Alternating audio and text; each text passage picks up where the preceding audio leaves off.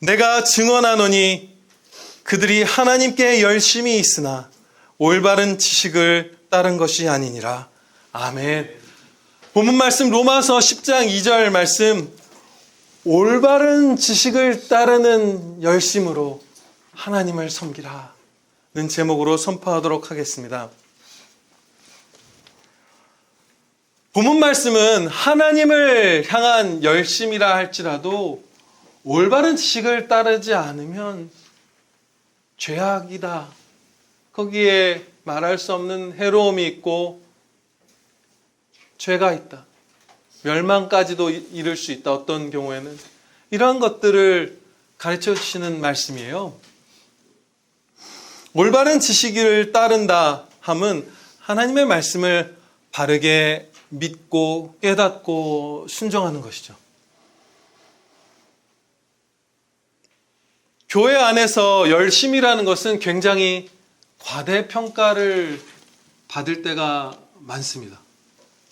열심은 사실 그 자체로는 선하지도 않고 악하지도 않은 중립적인 것이에요. 그렇죠? 그런데 어떤 성도나 성도 공동체, 교회 공동체가 열심을 내서 주님의 이름을 위한다 하면서 혹은 어떤 여러 가지 동기로 교회 행사가 있고 성도가 무슨 섬김을 하고 봉사를 하고 하면 열심히 하면 그냥 좋게 보는 거예요. 그러나 열심은 악하게 사용될 수도 있고 우리의 열정은, 그리고 선하게 사용될 수도 있어요. 올바른 지식을 따르는 열심일 경우에는 좋은 것이지만 올바른 지식을 거스르는 열심은 죄악인 것이에요. 그런데 열심이라는 것 자체가 선하고 그것이 마치 하나님의 진리 지식보다 위에 있는 것처럼 그냥 열심히 하는 성도, 열심히 하는 교회, 열심히 하는 무슨 선교단체 이런 것은 그냥 선하게 보는 열심에 대한 과대평가가 우리에게 있어요. 잘못된 것이죠. 사도는 열심히 바르게 사용되기 위한 그 기준으로서 올바른 지식을 말씀하였습니다. 올바른 지식으로 점검하고 올바른 지식을 따를 때 우리의 열심이 바르게 된다. 그것을 제시하셨어요. 근데 조금은 딱딱해 보일 수 있는 표현이잖아요.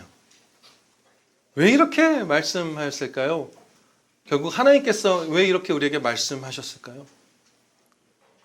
좋은 마음이나 선한 의도 이런 것들을 기준으로 제시하면 뭔가 우리에게 더 친숙하고 더 정겹고 더 매력 있게 들릴 것 같잖아요. 이런 것이죠. 예를 들면 이렇게 바꾼 거예요. 안 되지만 올바른 지식을 따른 것이 아니라 그들이 좋은 마음으로 열심을 내지 않았더라. 선한 의도로 너희가 하나님을 향한 열심을 품어라. 이런 식으로 말씀하면 더 우리가 일반적으로 요즘 우리 한국교회에서 우리의 일반 세상 사람들도 쉽게 친근하게 느낄 수 있을 것 같은데, 올바른 지식을 따라라 이러면 뭔가 굉장히 딱딱하죠. 왜 이렇게 말씀하셨냐면 선한 의도로 열심을 내어도 그 의도, 그 동기가 선해도 하나님의 말씀을 바르게 따른 것이 아니면 죄악이기 때문이에요. 선한 의도로도 충분하지가 않은 거예요. 예를 들어서 어떤 집에서 처음으로 강아지를 분양받아서 키우는 거예요. 근데 얘가 아파요. 막 시름시름 앓고 힘이 없어요. 그래서 그 강아지를 키우는 견주가 이제 초짜 견주인데 사람 몸에 좋다고 생각하는 걸 그냥 얘를 아껴서 막 먹인 거예요. 마늘도 먹이고 아보카도도 먹이고 초콜릿도 먹이고 보양되는 거 그거 다 안 좋은 거라면서요. 저 정확하게 몰라요. 애견한테 안 좋은 거라고 하더라고요. 그럼 그 개는 더 아프고 죽을 수도 있겠죠. 이 사람은 선한 의도를 갖고 열심히 챙겨 먹인 거예요. 근데 올바른 지식에서 벗어났기 때문에 개를 죽인 거예요. 자기가 아끼는. 이런 것처럼 우리의 열심은 의도가 선하고 열정이 있고 해도 올바른 지식을 따르지 않으면 세상에서조차 무쓸모한 것이고 하나님의 진리 지식을 따르지 않는 모든 삶은 죄악일 뿐이에요.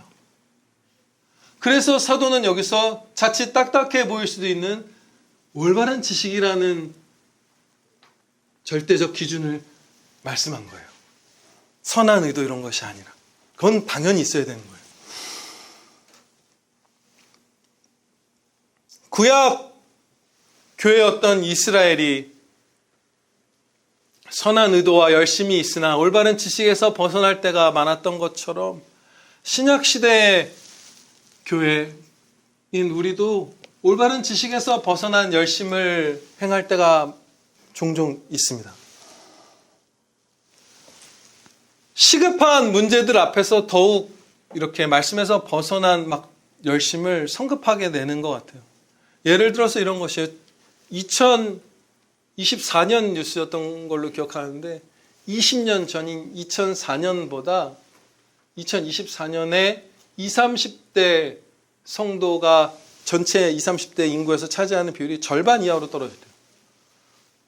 예전에 뭐 30대 40%가 무슨 크리스찬이었다면 지금 20%가 된 거예요. 20년 사이. 사실은 절반 이하라고 제가 표현했지만 그보다 훨씬 더 떨어졌어요. 훨씬 많이 떨어졌어요. 거의 3분의 1 수준으로 떨어졌어요. 20대는. 그러면 굉장히 시급한 문제죠. 그냥 인구가 줄어서 그냥 숫자가 준 게 아니라 인구에서 차지하는 성도의 비율이 준 거니까 뭔가 정말 심각한 상황인 거예요. 그럼 그때 사람들은 이렇게 말합니다. 뭔가 해야 돼. 뭐라도 해야지. 열심을 해야지. 우리가 다음 세대를 위해서 뭔가를 해야지. 그러면서 성급하게 말씀을 벗어난 열심을 내요. 예를 들면 이런 것이죠. 신나는 음악으로 막 콘서트장에 온 것처럼 해서 젊은이들이 마음을 교회에 두게 하자. 무슨 감성적인 영상과 조명을 둬서 막 눈물이 나게 해서 마음을 막 터치해서 청소년들이, 대학생들이 교회에 머물게 하자. PC방을 두는 경우도 있어요. 교회 안에 PC방을 두는 경우도 있고 필라테스를 두는 경우도 있고 레슨을 하는 경우도 있고. 그런데 그런 교회들이 이상하죠. 근데 막 작은 어디 구석에 있는 교회가 아니라 진짜 우리나라에서 사랑받는 교회들이 그런 걸 해요. 안마방도 있고 필라테스 방도 있고 막 그래요. 가면 그렇게 해요. 그래서 20, 30대 다음 세대를 10대들을 모으자. 우리가 살아야 할 거룩한 삶이 어떤 것인지 다 가르치면 부담을 느낄 테니까 축소해서 가르치자. 하나님이 거룩하니 너희도 거룩하라 하셨잖아요. 정말 치열한 싸움과 희열이 있는 그 거룩함의 길, 성화의 길인데 그걸 축소하고 이런 식으로 올바른 지식을 따르지 않는 열심을 내는 거예요. 얼마나 열심히 그 일들을 추구하고 헌신적으로 아이들을 전도하고 모으는지 몰라요. 근데 올바른 지식에선 벗어난 거예요. 역사상 가장 많은 사람들이 함께 찬양 드렸던 순간은 언제일까요? 최대 규모의 하나님을 섬기는 집회. 아마도 손에 꼽는 것 중에 하나가 여러분들이 다 아시는 다윗이 주도하에 이스라엘이 하나님의 법궤를 다윗성으로 옮겨오던 그날이었을 거예요. 그 일을 섬기도록 남자 3만 명을 뽑아서 진행요원, 3만 명이 진행요원이에요. 불렀고 온 이스라엘, 전국에 있는 이스라엘 백성들을 다 모이자 해서 그 이스라엘 백성들이 응답, 다윗의 그 어떤 초청, 그런 의견에 다스림에 응해서 다 모였어요. 몇만이 모였는지 몰라요. 수십만, 백만이 모여서 함께 걸어가며 악기를 다 들고 나와서 찬양 드리며 말할 수 없는 행사가 벌어진 거예요. 우리가 태어나서 본 적도 없고 앞으로도 아마 못 보고 천국 갈 거예요. 우리. 그 정도 규모의 성대한 행사. 그리고 차도 없고 무슨 기차도 없던 때잖아요. 근데 멀리서부터 걸어온 거예요. 그 행사를 위해서 성도들이. 예전에 우리나라 초창기 막 기독교 있을 때 무슨 평양에서 사경회가 열리면 막 이쪽 저쪽 남쪽 막 경상도 전라도 이런 데서부터 여인들까지도 걸어와서 예배를 드린 것처럼 먹을 거 싸다가 그런 것처럼 막 몰려온 거예요. 얼마나 힘들어요. 그리고 돌아갈 때 얼마나 힘들어요. 열심히 넘쳐 흐른 거예요. 그 행사는. 말할 수 없는 열심. 그런데 올바른 지식을 따른 것이 아니었죠.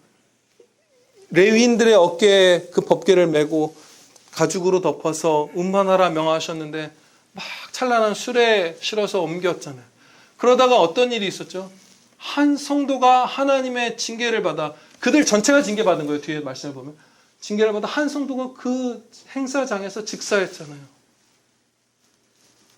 최고의 행사였어요. 역사 가운데 있었던 하나님을 섬기는 정말 우리가 볼 수도 없는 수준의 행사예요. 그리고 누가 인도했죠? 다윗. 최고의 성도. 우리가 보기도 힘든 수준의 성도가 보기도 힘든 수준의 열심으로 온 사람들이 모여서 행사를 한 거예요. 근데 그 결과는 이렇습니다. 그 사건에 대해서 역대상 15장 13절에서 말씀합니다. 전에는 너희가 매지 아니하였으므로 우리 하나님 여호와께서 우리를 찢으셨으니 이는 우리가 규례대로 그에게 구하지 아니하였습니다.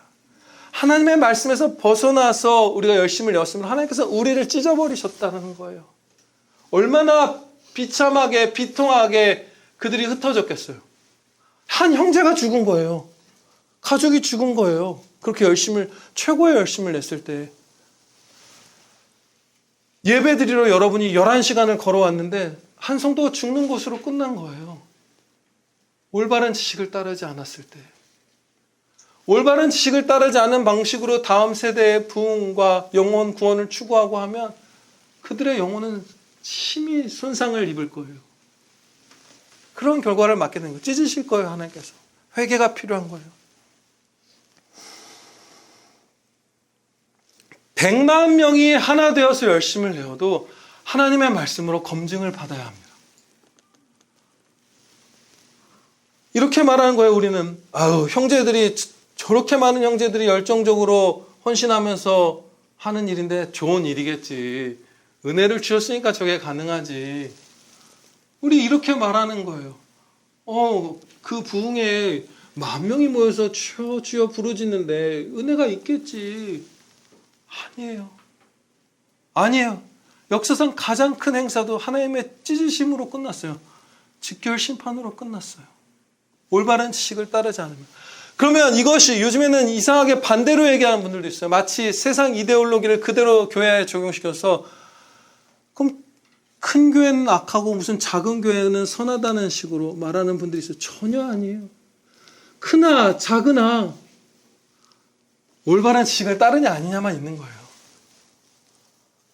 큰 교회도 상관없어요. 좋아요. 스펄전 목사님 이런 분들 교회가 얼마나 컸는데요. 리차드 백스터 목사님 이런 분들. 리차드 십스인가요? 아무튼 큰 교회 많았어요. 경건한 목사님들 중에. 너무 작은 교회도 있고 정말 탁월한 목사님 중에. 그게 문제가 아니에요. 하나님의 진리 지식에 순종하느냐 아니냐만 우리가 달려있는 것이에요. 그렇게 우리가 열심을 낼 때 어떤 일이 일어났냐면 이 이후에 다윗이 법궤를 옮기던 그 사건 이후에 회개했어요. 다윗과 이스라엘 백성들이. 하나님이 은혜 많이 주셨습니다. 막 풍성하게 은혜가 넘쳤어요. 그렇게 되는 거예요. 회개하고 올바른 지식을 따르는 열심을 내면 행복한 아들, 딸들이 되는 거예요.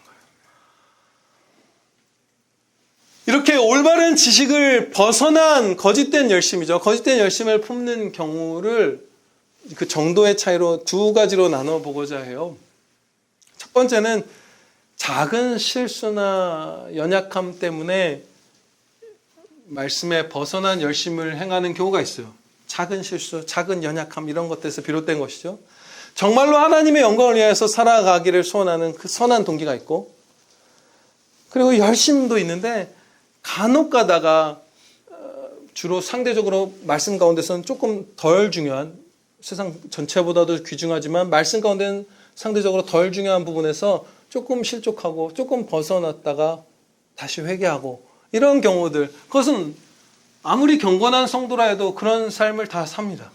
그런 실수를, 그런 죄를 우리가 범해요. 일시적으로 잠깐씩 벗어나는 거예요. 순간 스치는 마음으로 범죄하기도 하고 그런 일들이 있죠. 이런 경우, 이런 상태에 있는 성도의 경우 계속해서 말씀을 청종하고 은혜를 구하고 회개하는 가운데 머지않아 올바른 지식을 따르는 열심으로 삽니다. 그렇게 돼요. 대부분. 반면에 깊은 이 거짓된 열심에 빠진 분들도 있어요. 열심을 하나님의 말씀보다 그냥 위에 둬버리는 거예요. 이것은 다양한 우상 숭배입니다. 자기 숭배이고 다른 사람을 숭배하는 그런 것들이에요. 이외에도 여러 가지 섬길 수 있죠. 뭐 돈을 섬길 수도 있고. 자신의 열심이 하나님의 말씀에서 벗어났다는 것을 말씀을 혼자 읽다가 찔림을 받거나 말씀의 검에, 성령님의 검에, 혹은 권면을 통해서, 혹은 설교를 통해서 찔림을 받을 때 내가 잘못했구나 하고 회개하는 사람은 아직 크게 안 넘어진 거예요. 그런데 이제 더 이상 말씀의 그 찔림을 회피하고 회개하지 않기 시작한 그런 거짓된 열심은 정말 중증의 상태에 있는 거예요. 정말 위태로운 거예요. 뭐라고 내가 이렇게 열심을 했는데 잘못한 거라고 하면서 폰을 내는 거예요. 우리가 이 많은 사람이 이 밤을 새워서 준비해서 이 행사를 기획하고 많은 땀을 흘리고 감동받고 눈물을 흘리고 호응하는 사람들이 이렇게 했는데 이게 이런저런 말씀에서 벗어났다고 회개해야 된다고 내가? 그렇게 말하면서 하나님의 말씀을 이제 쳐내는 거예요. 그 지경에 처할 때가 있어요. 저와 여러분이 깨어있지 않으면 그리로 갈 수 있습니다. 가요, 그리로 깨어있지 않으면. 이런 경우 자기를 높이고 있는 것이죠. 마음 깊은 곳에서 상당 부분. 하나님보다 자기를 높이고 싶은 거예요. 주권자를 하나님으로 여기지 않는 거예요. 내가 주권자가 된 거예요. 혹은 담임 목사님이, 혹은 뭐 형제들이, 리더가. 하나님의 말씀이 주시는 돌이키라는 권면을 받을 때 어떻게 반응을 보이는가가 저와 여러분의 신앙 상태를 점검할 중대한 시금석입니다. 잘못할 수 있어요. 그 좋다는 건 아니고 해도 된다는 건 아니지만 잘못하죠. 이 땅에서의 성도는. 그러나 바른 길을 제시받았을 때, 권면받았을 때 그 즉시 회개하는 것. 네, 이게 필요한 거예요. 그게 복음적 의인이에요. 회개한 의인. 최근에 한국교회에서 가장 사랑받는 찬양은 혼자 걷지 않을 거예요 라는 제목의 노래예요. 아시는 분들 혹시 있으신가요? 혼자 걷지 않을 거예요. 그게 뉴스 기사를 봤는데 CCM 뭐 이런 것, 종교 음악 이런 것 중에서 다른 곡 혹은 다른 팀들은 올라가 보지 못한 순위까지 갔다고 하더라고요. 엄청난 인기를 누리고 있대요. 그리고 찾아보니까 한 600만 명이 그 예람 워십이라는 찬양팀에서 그 곡을 썼고 발표했는데 그 영상을 한 600만 명이 봤어요. 그럼 대단한 거예요. 이 기독교 인구에서 600만 명이 보고 각 교회에서 찢어져서 따라 부르잖아요. 다 같이 찬양곡들, CCM들은. 그런데 이 곡을 두고서 논란이 있더라고요. 그 연관 검색어로 혼자 걷지 않을 거예요. 논란 뭐 이렇게 떠요. 그래서 찾아보는 분들이 좀 있는 거예요. 왜 뭔 논란이 있는가? 가장 사랑받는 찬양에. 근데 가사가 이러합니다. 뭔가 이상한 게 있을 거예요. 하나님을 부르지 않아요. 하나님의 이름이 한 번도 나오지 않아요. 그대 폭풍 속을 걷고 있을 때, 비바람을 마주해야 할 때, 불빛조차 보이지 않아도 그대 혼자 걷지 않을 거예요. 두려움 앞에서 하늘을 보아요. 외로운 그대여 걱정 마요. 꿈꾸는 그 길을 또 걷고 걸어요. 그대 혼자 걷지 않을 거예요. 이게 가사 전체예요. 만왕의 왕, 목자, 다양한 이름으로 자신을 드러내셨죠. 예수 그리스도, 주님, 하나님, 여호와, 지존자, 창조주, 전능자 이런 호칭이 한 번도 안 나오는 거예요. 그래서 이게 어떻게 하나님께 영광 돌리는 찬양일 수 있느냐라는 성도들의 이제 성경적 비판이 있는 거예요. 그런데 그 성경적 비판은 소수인 것 같더라고요. 그러면서 얘기하는 거예요. 야, 에스더서에도 하나님의 이름이 한 번도 안 나오는데 뭐 어때? 막 이런 댓글들이 막 좋아요, 막 눌리고 막 이러더라고요. 네, 에스더서는 그 자체가 한 곡의 찬양곡도 아닐 뿐더러 에스더서에는 금식도 나오고 순교의 신앙도 나오고 그 하만이 아말렉의 자손이잖아요. 아각의.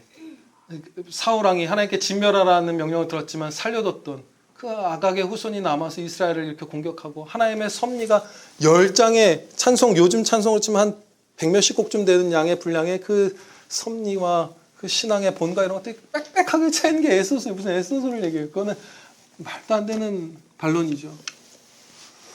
그런데 심지어 여기는 하나님의 이름만 나오지 않은 게 아니라 구원, 기도, 예배, 섭리, 회개, 순종, 거룩, 경건, 십자가, 천국, 영생 아무것도 안 나와요. 감사도 안 나오고 아무것도 안 나와요.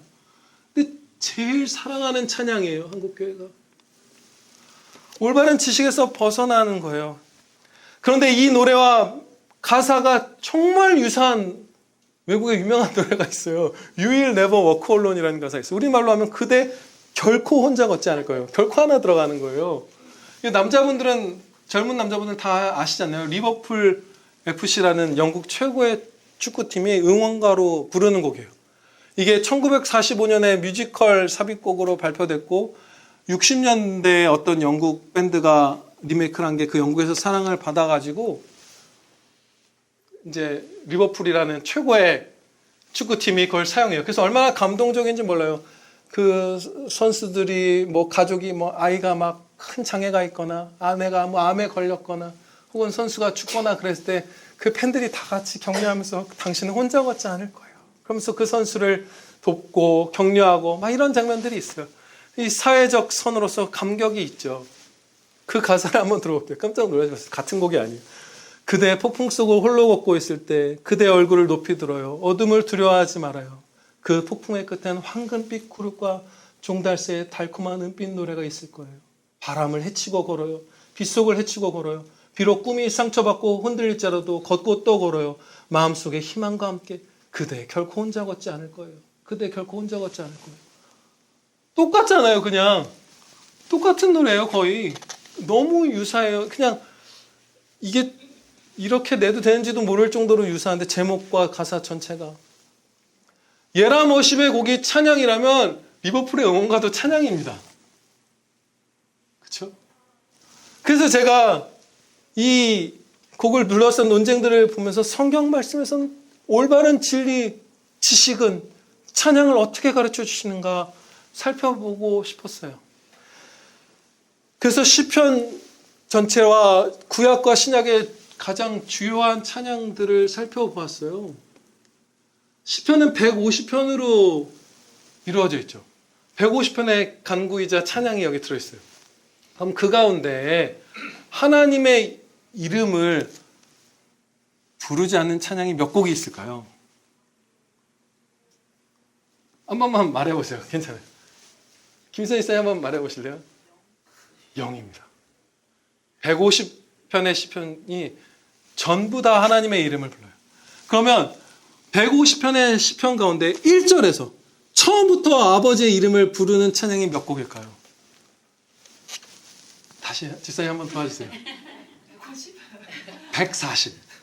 140편의 시편이 첫 부분부터 내가 누구를 찬양하는가, 내가 지금 찬미하는 이 영광이 누구의 것인가 선포해요.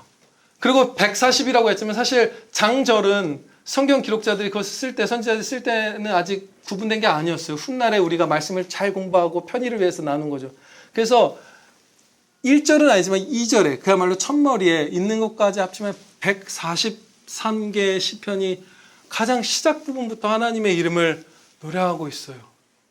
그리고 나머지 7편도 전체 내용의 한 3분의 1 지점에서는 이미 다 내가 누구를 찬양해야 되는지 하나님의 이름을 다양하게 선포하고 있어요. 없는 거예요. 그러면 구약의 주요한 찬양, 가장 유명한 것은 모세의 노래와 미리암의 노래가 있어요. 당연히 그렇게 찬양들이죠. 모세의 찬양은 이렇게 시작합니다.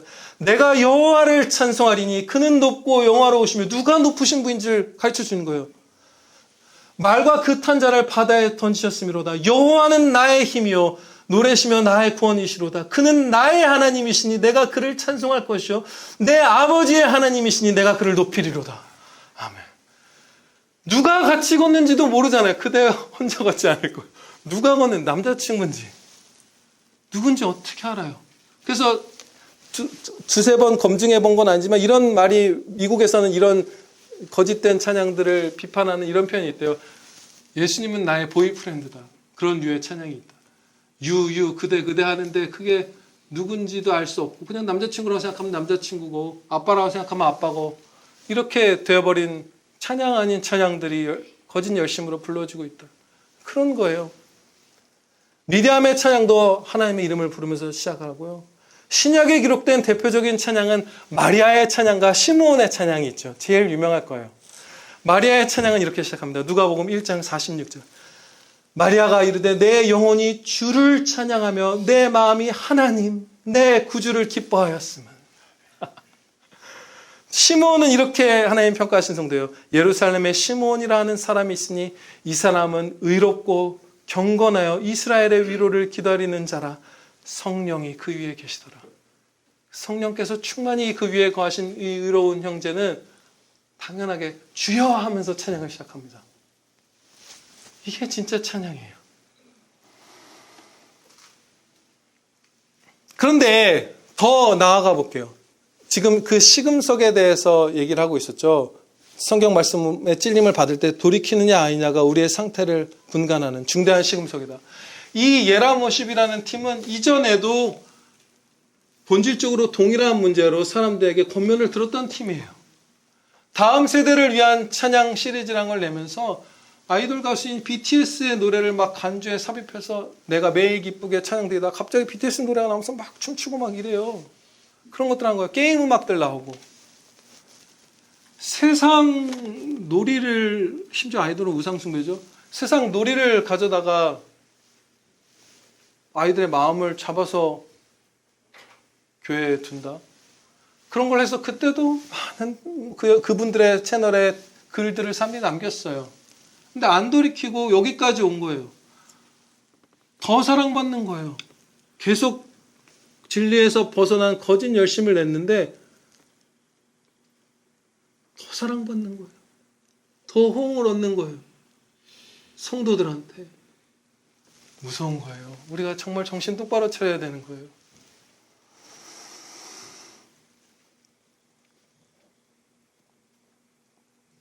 하나님의 말씀이 여러분의 죄를 지적할 때 즉시 돌이키시기를 바랍니다. 그러면 다윗처럼, 회개했던 다윗처럼 행복하게 사실 거예요. 행복하게 사실 거예요. 행복하게 사실 거예요. 두 번째로 살펴보고자 하는 부분이 있습니다. 올바른 지식에서 벗어나기 거짓 열심의 어떤 특징이죠. 너무 자신만만하고 조심성이 없는 유쾌함 같은 것들이 드러나요. 우리의 열심이 하나님의 말씀을 따르려는 그 조심스러운 열심이 아니면 막 자신만만해요. 그리고 유쾌함을 넘어선 막 이상한 기이한 조심성 없는 경박스러움 같은 것들이 나타납니다. 제가 직접 어떤 집회나 거짓 열심을 많이 틈탄 그런 집회나 교회나 이런 것들 혹은 그런 목사님들의 설교를 들어보면 혹은 탐방 영상들 같은 요즘에 많죠. 교회 탐방 영상들.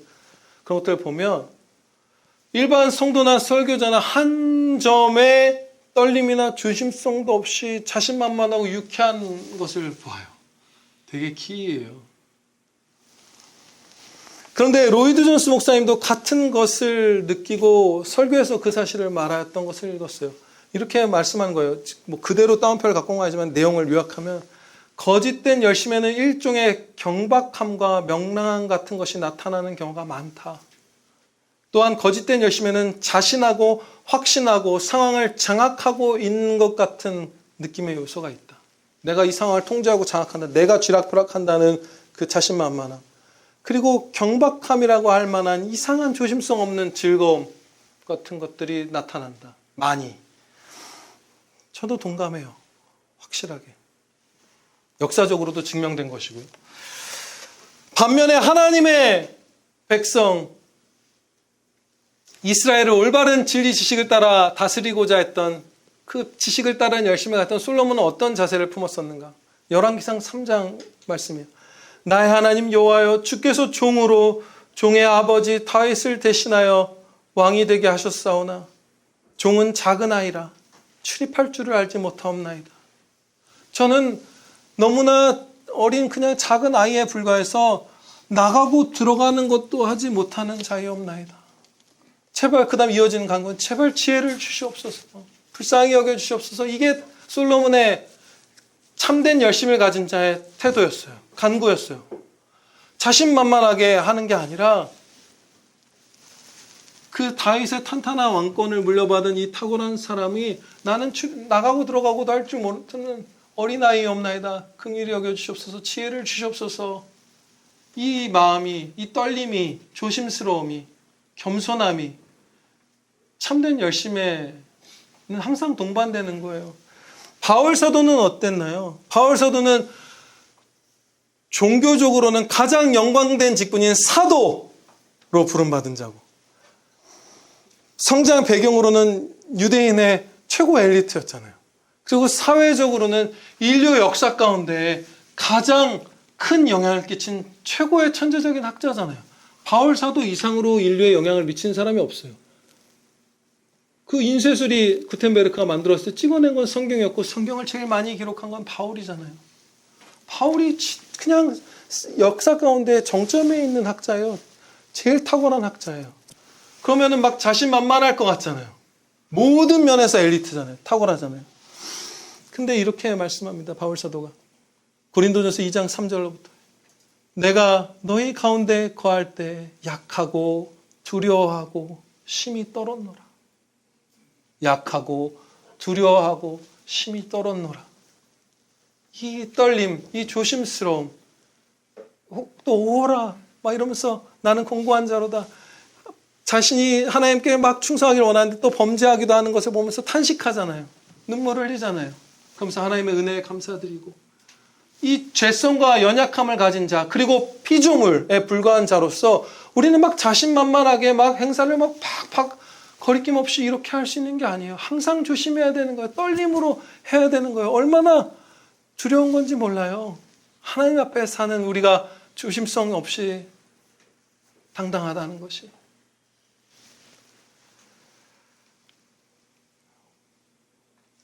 또한 올바른 지식을 따르는 열심을 가진 교회와 성도는 그런 경박한 조심성 없는 즐거움을 품지 않습니다.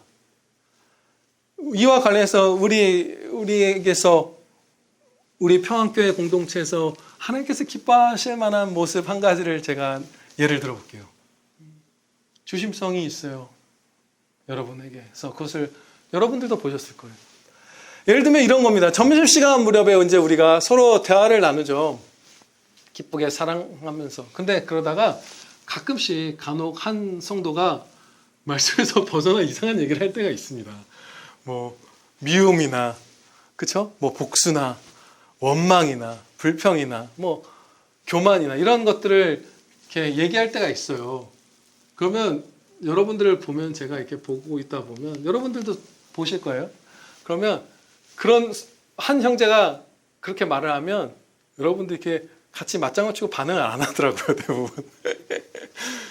그냥 이렇게 살짝 이렇게 싹 사그라들어요. 그 유쾌하고 했던 것에서 하나님 앞에 있기 때문에 조심하는 거예요. 이 형제가 범죄하고 있잖아요.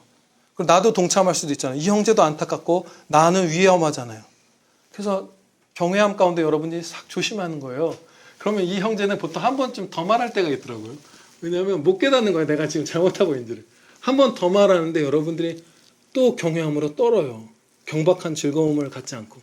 그러면 그 형제들이 대부분 알더라고요. 입을 닫아요. 아, 내가 뭔가 지금 실수했구나. 죄를 범했구나. 때로는 권면이 직접적으로 필요하지 않을 때도 있어요. 그렇게 하는 것만으로도. 그렇죠? 상대적으로 작은 죄의 문제들. 그리고 우리는 기도하죠. 그 당일, 오늘 주일 당일이든 집으로 돌아가서든 그 형제에게 뭐 사랑을 주시기를, 감사를 주시기를, 성령 충만함을 주시기를, 회개하기를, 뭐 이런 것들을 간구드리죠. 성도는 막 거리낌 없이 계속 기뻐하고 막 유쾌하고 막 그렇게 할 수가 없어요. 얼마나 이상한지 몰라요. 소모임들, 전체 모임들 막 이런 것들 탐방한 거 보면 막 할렐루야라는 말을 어떻게 그렇게 경박하게 쓸 수가 있어요. 할렐루야, 뭐 아무 때나예요.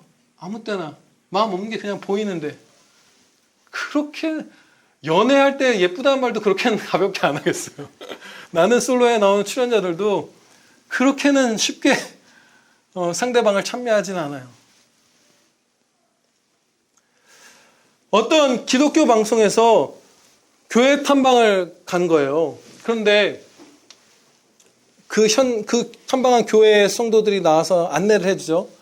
취재하러 간 사람들도 성도고 안내해주는 분들도 성도니까 얼마나 반가워요. 영원한 가족인데.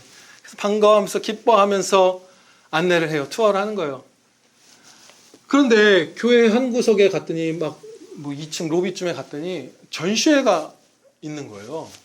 근데 전시회가 무슨 선교사님들의 선교 일지 같은 것들을 이렇게 대여해서 전시하고 이런 유익한 성경 말씀에 합한 전시회가 아니었어요. 예를 들면 이런 거예요. 그냥 어떤 성도가 만든 예쁜 피규어 이런 것들 세우는 전시회였어요. 그러니까 모처럼 교회라는 사람 많은 곳에서 기회를 얻어서 자기의 솜씨를 자랑하는 그런 전시회였어요. 그냥 교만한 반성경적인 전시회가 그 교회에 있더라고요.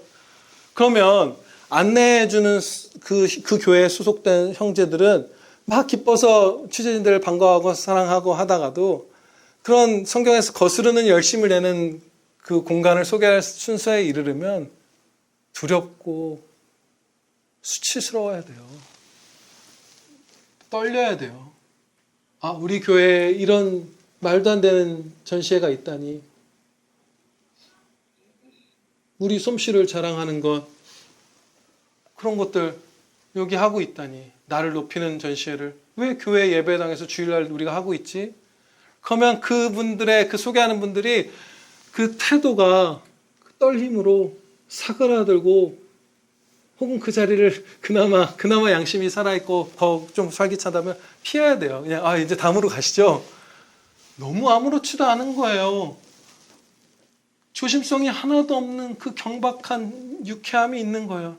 너무 좋은 거예요. 막 교회에 포토존도 있고 요즘 막 다 그렇잖아요. 그냥 너무 아무렇지도 않은 거예요. 이것이 이 거짓된 열심의 중대한 특징이에요. 떨리는 거예요, 우리는. 떨리는 거예요. 두려운 거예요. 여러분들이 무언가를 섬길 때, 하다못해 진짜 작은 일인 저기서 컵을 하나, 두 개를 씻을 때도 순간적으로 왜 나만 하지? 이러면 회개해야 되잖아요. 정욕으로 하는 게 아니면 거룩하게 하려면 하나님의 영광을 나타내려면 올바른 지식을 따르려면 항상 그 두렵고 떨림으로 섬기라 하신 말씀대로 그 떨림이 있는 거예요. 조심성이 있는 거예요. 겸손이 있는 거예요. 그게 없는 거예요. 오늘날 많은 우리 한국교회 형제들에게. 우리도 정신을 똑바로 차리자면 그렇게 넘어질 거예요. 그러나 충성할 때 얼마나 기쁜 일이 일어나는지 살펴보고 마치도록 하겠습니다. 올바른 지식, 하나님의 말씀을 바르게 믿고 깨닫고 순종하는 것은 차가운 것도 아니고 딱딱한 것도 아니에요. 사랑이신 아버지의 말씀을 바르게 알고 따르는 게 과연 우리에게 해로운 것일까요? 그럴 리가 없죠. 올바른 그 지식을 따르는 것은 하나님의 말씀에 온 마음을 기울여서 하나님을 더 알게 되는 것입니다. 나를 사랑하고 나를 지으시고 나를 구원하신 아름다우신 신비하신 전능하신 하나님을, 지혜로우신 하나님을 더 아는 거예요. 기쁨이 차오르는 일이에요. 하나님의 그 한없는 영광을 더 밝히 비추임 받고 보게 되는 거예요. 하나님의 말씀을 올바른 지식을 따라야지 하면서 말씀을 공부하고 기도로 은혜를 구하면서 순종하는 것은 최고예요. 우리의 신랑이라는 표현을 쓴다는 것이 얼마나 아름다워요. 남편이 아니에요. 신부도, 우리는 아내가 아니에요. 신부예요. 결혼하는 날 신랑과 신부는 서로에게 온 마음을 쏟아서 집중하죠. 결혼식 당일날에 신랑 신부라 불리는 거잖아요. 그때 뭐 딴 생각하고 있지 않잖아요. 신랑이 다음 주에는 김대리랑 낚시 가야 되고 뭐 하고 무슨 일 하고 뭐 이렇게 생각하지 않죠. 신부한테 눈이 멀어 있잖아요. 그렇게 되는 거예요. 그래서 신랑, 신부로 묘사하는 거예요. 그리스도와 우리의 관계를. 그분을 알고 그 만왕의 왕의 그 완전한 선한 다스리심에 순종하면서 더 복받고 더 은혜 있고 더 하나님의 영광을 보면서 기뻐하고 찬양 드리는 것. 이게 올바른 지식을 따라 열심을 내는 삶입니다. 기도드리시겠습니다. 아버지 하나님, 감사합니다. 저희의 많은 죄악에도 불구하고 저희를 긍휼히 여겨주시고 저희를 주 예수 그리스도 십자가 안에서 용서하시고 사랑하사 그 한없는 사랑으로 사랑하사 저희에게 다시 하나님의 말씀을 따라 열심을 낼 수 있도록 기회를 주심을, 힘 주심을 감사 찬양 드리옵나이다. 이 복된 길, 이 즐거운 삶, 이 영광된 삶, 이 감격스럽고 떨리는 이 삶으로 제가 아무도 망설이지 않고 겸손히 두렵고 떨림으로 전진하게 하여 주시옵소서. 또한 저희 한 사람 한 사람의 거짓된 열심들을 다 용서하여 주시고 제거하여 주시고 또한 우리 한국교회 형제들에게 있는 거짓된 열심도 동일한 은혜로 제거하시고 용서하여 주시옵소서. 저희가 다 함께 하나님께서 기뻐하실 그 찬양의 삶을 살게 해주시기를 비옵나이다. 우리 주 예수 그리스도의 이름으로 기도하려옵나이다. 아멘.